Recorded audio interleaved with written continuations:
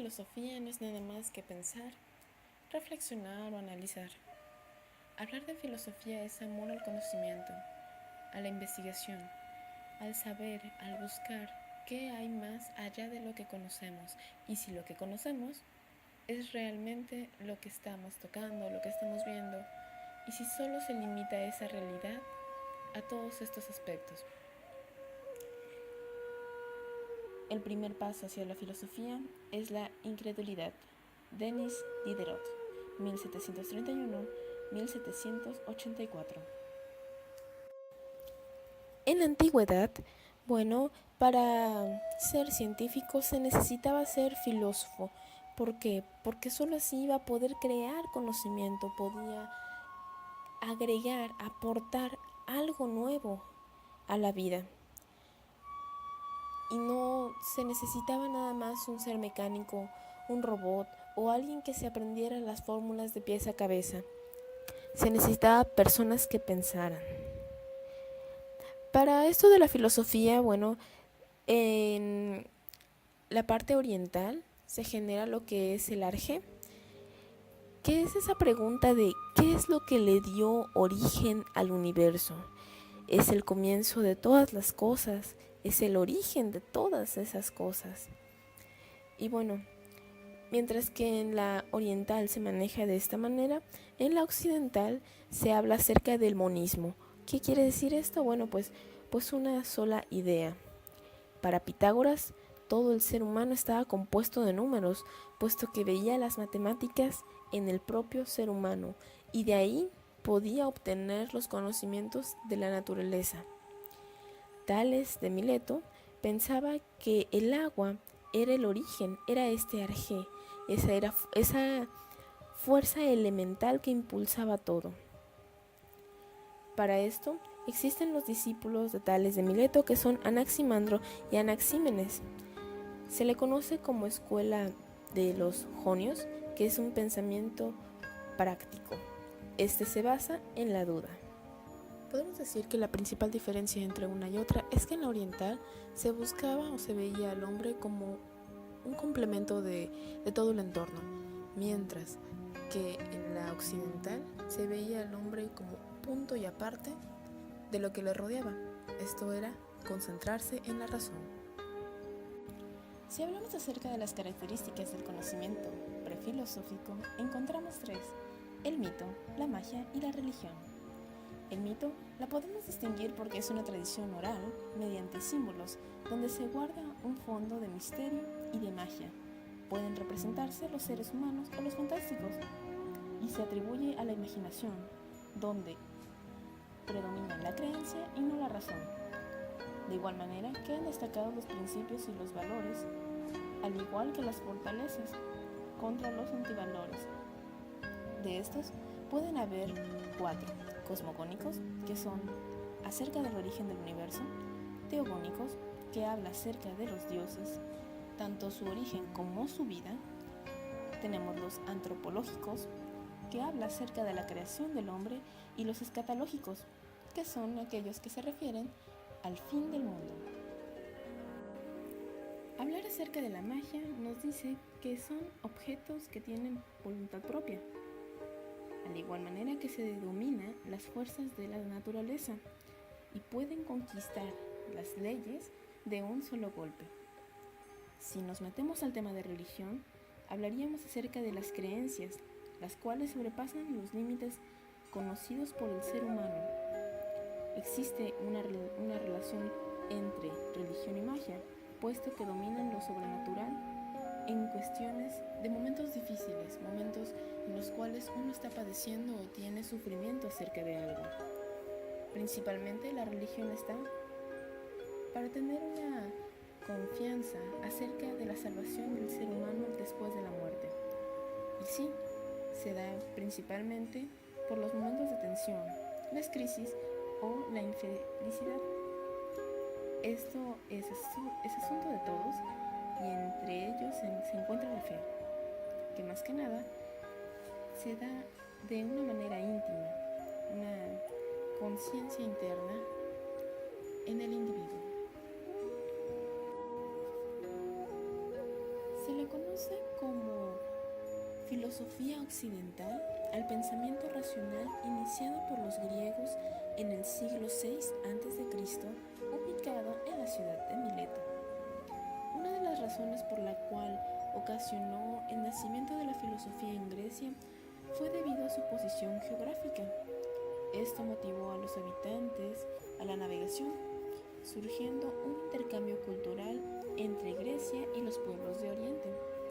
Esto trajo como consecuencia un mayor conocimiento en matemáticas y astronomía, por lo que pudieron incluir conceptos mecánicos de gran importancia, además del desarrollo del comercio y la artesanía, los cuales empezaron a crearse debido a políticas flexibles y democráticas. Para ello, al pasar el tiempo, se fue realizando la tesis más común, que es el paso del mito al logos.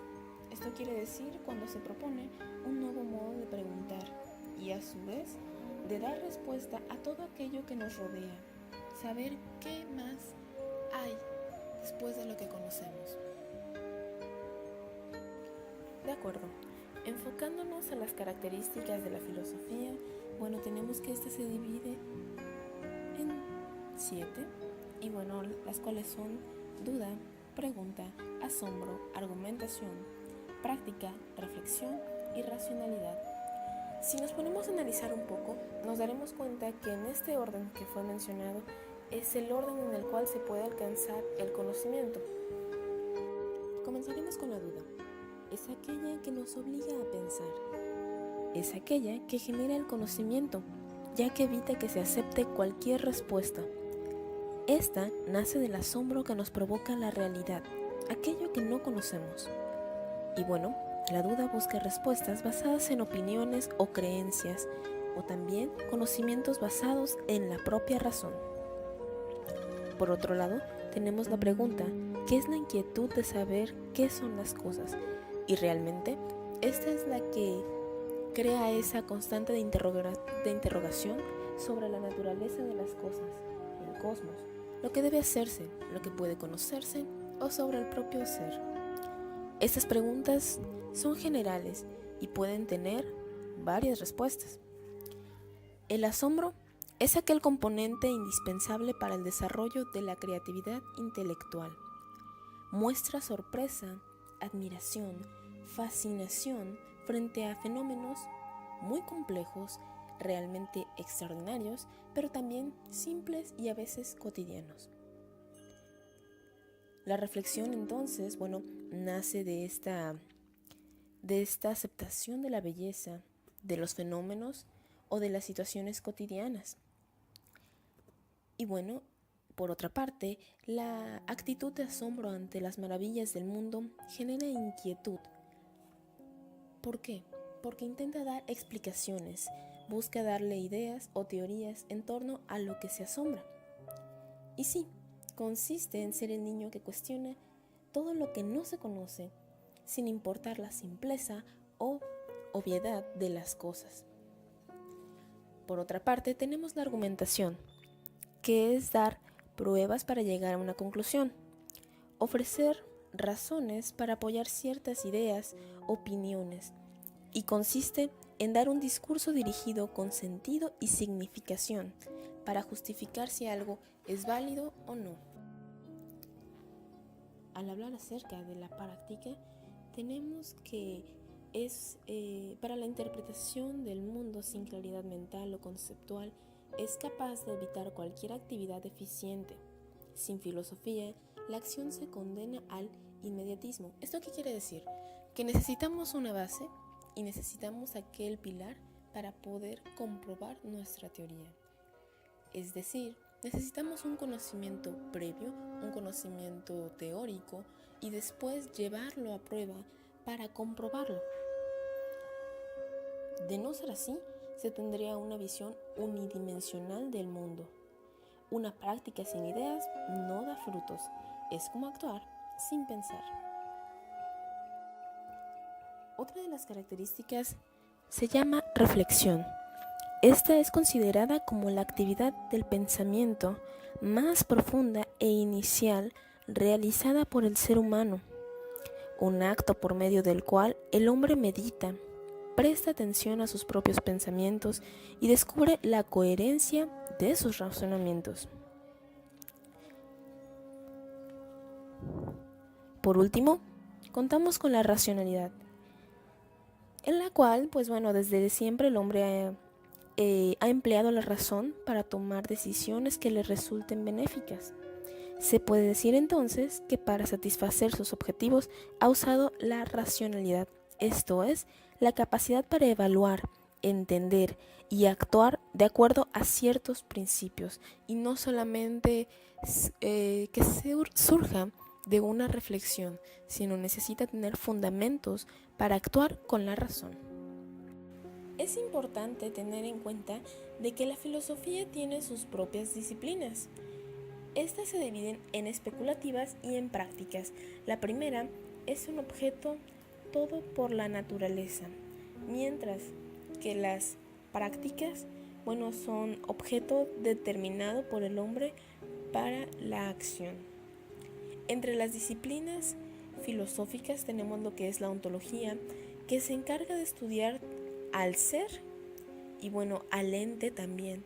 ¿A qué se refiere esto? Al ser es lo que ya está constituido, lo que uno desde un principio que llega a formarse en la mente, eso constituye al ser.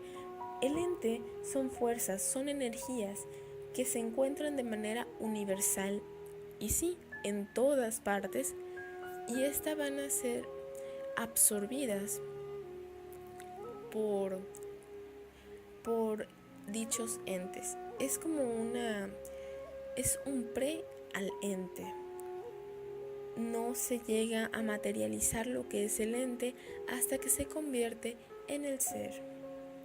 Como otra disciplina filosófica tenemos lo que es la ética, donde podemos definirla como los principios que regulan las acciones de las personas, buenos o malos. Es más que nada un código de conducta, es la manera correcta de actuar en una sociedad. Esta va de la mano con la otra disciplina, la cual es la axiología, donde se estudian los valores, las características y los tipos de.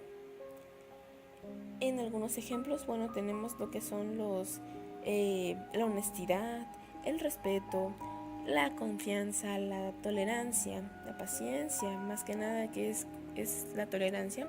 Y aquí tenemos la subdivisión, que son objetivos, que son aquellos que se encuentran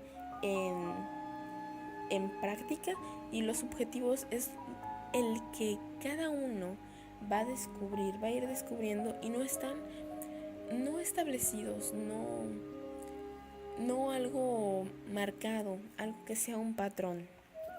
Y tenemos la gnoseología, por último, que son más que nada la forma de analizar el cómo conoce acerca de la naturaleza, cómo conoce los métodos para conseguir esta verdad.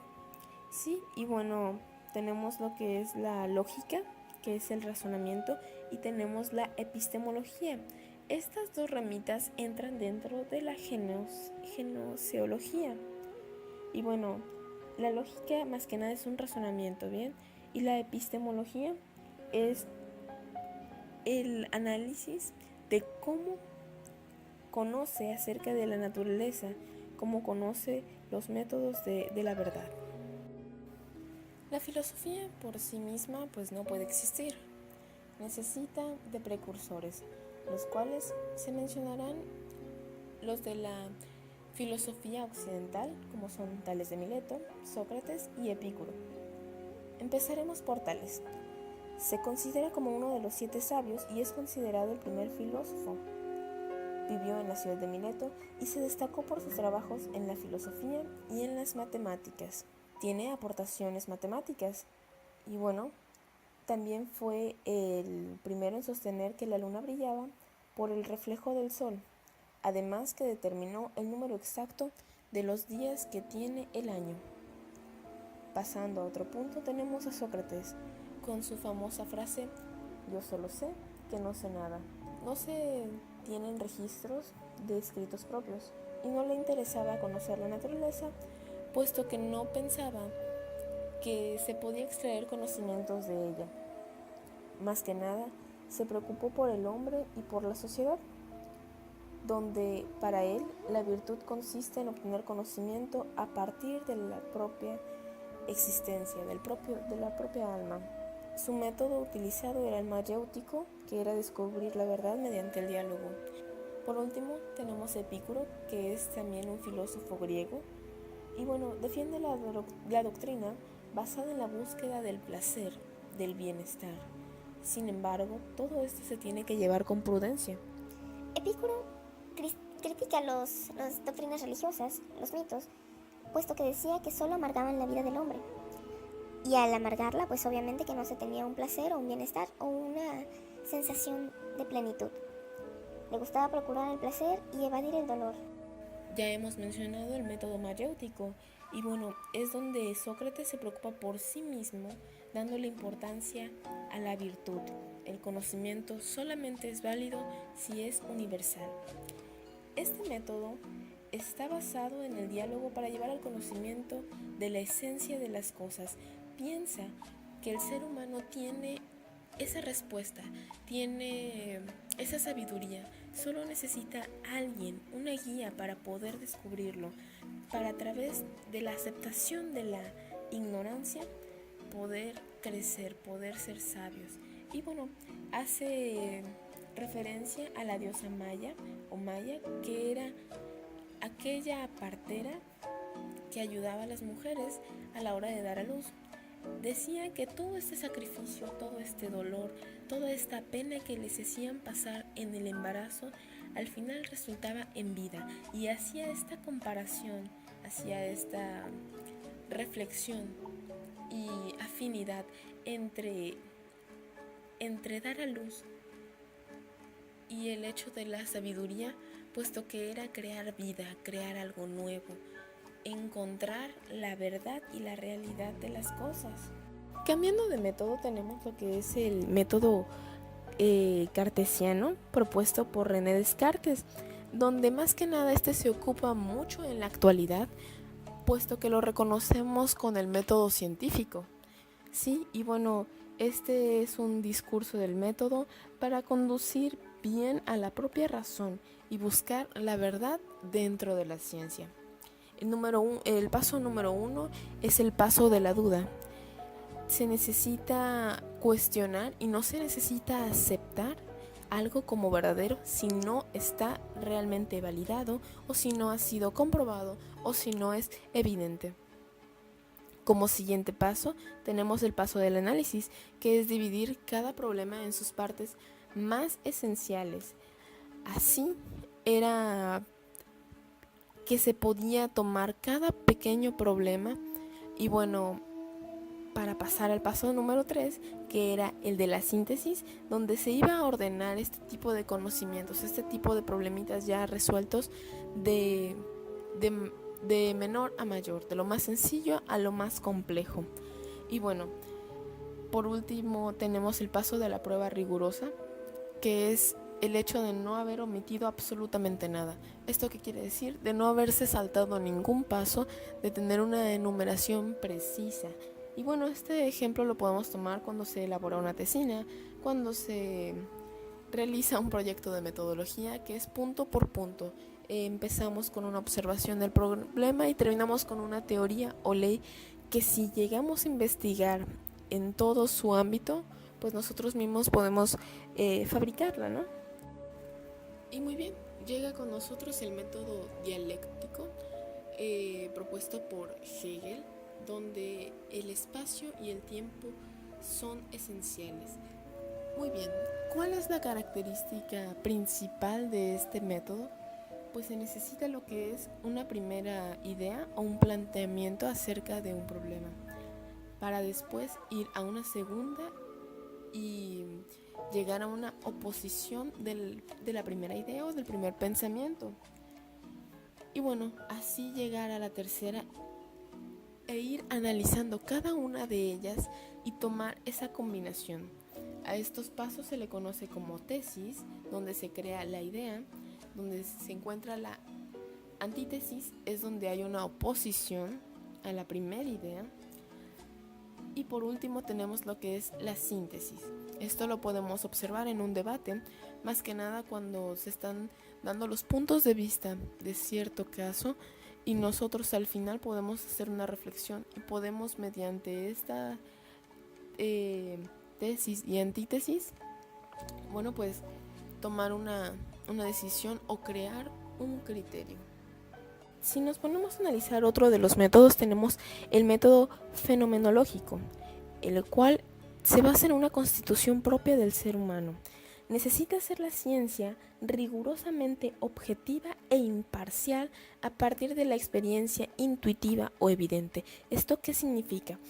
Bueno, que nosotros tenemos que tomar las características de cierto fenómeno, de cierto elemento, de manera clara, de manera racional, en el sentido de que no podemos interferir ante lo que está sucediendo, tenemos que anotarlo tal cual está. Y bueno, esto puede ser, por ejemplo, en el estudio de la formación de un arco iris. ¿Esto qué quiere decir? Bueno, por ejemplo, si uno presencia un arco iris y no sabe qué es, necesita tomar las características observables, perceptibles de este fenómeno. Solo así se puede llegar a formar de manera experimental y aparecerá la ciencia. Y bueno, por último tenemos lo que es el método hermenéutico, donde la naturaleza se considera la naturaleza interpretativa del ser humano, la capacidad de interpretar no solo los textos, sino encontrar más que nada la reflexión, el verdadero sentido de estos escritos, donde se encuentre su verdad. Y bueno, la vida se construye gracias de otra manera, debido a que se desconstruyó. El intérprete debe desprenderse de tiempo y prejuicios. ¿Por qué? Porque tiene que absorberse realmente, tiene que dedicarse, tiene que apasionarse por ese escrito en ese momento. Necesita poner toda su atención en este texto. Y bueno, lo podemos ver en un ejemplo, lo que es un análisis o una reflexión, o hasta simplemente al leer, por ejemplo, en este caso para el cristianismo, lo que es la Biblia, cada quien va a darle su propia interpretación. Y a esto se le conoce como el método hermenéutico.